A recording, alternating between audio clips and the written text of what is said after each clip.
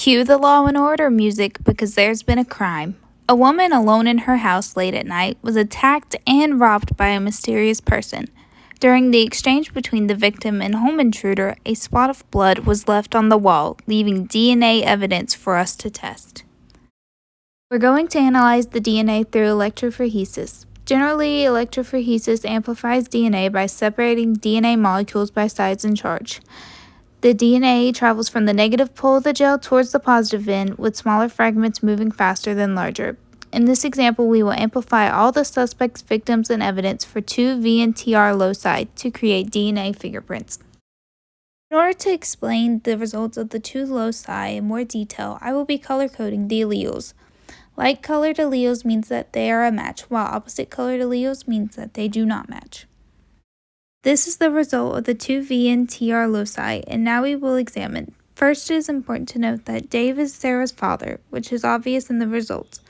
Parents always give one allele to their children, so any other allele of Sarah's would have to be from her mother. At locus 1, as you can see, Sarah and Dave share one allele that he passed to her, and she has one from her mother. This is also seen at locus 2, as they both still share that same allele. The only other male that could possibly be Sarah's father is Max. However, he does not match any of her alleles in locus 2, leaving Dave the father. Now it's time to examine the evidence. First, we will start with the victim. At locus 1, the victim DNA and evidence DNA share no alleles, which automatically allows us to exclude them as a suspect. Both alleles must match at both loci in order to be considered a suspect.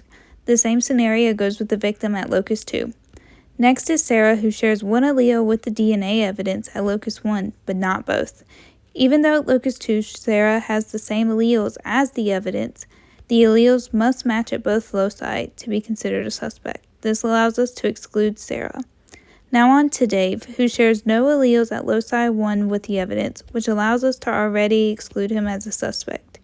Even though he shares one allele at loci 2, all alleles are not matched. Next is Max, who shares the same alleles with the evidence at loci 1. This keeps us from ruling him out yet as a suspect. However, at loci 2, none of the alleles match, allowing us to exclude Max as a suspect. Finally, there is Sam, who shares the same alleles as the evidence at loci 1. Now, when we look at loci 2, we can see that the alleles still match, which prevents us from excluding Sam as a suspect. Here's an overview of our results. We were able to exclude the victims, Sarah, Dave, and Max, since they did not match the evidence alleles at both loci. Sam, however, did match the evidence at both loci and is not allowed to be excluded. However, that does not mean that he committed the crime, it just means that he is a possible suspect.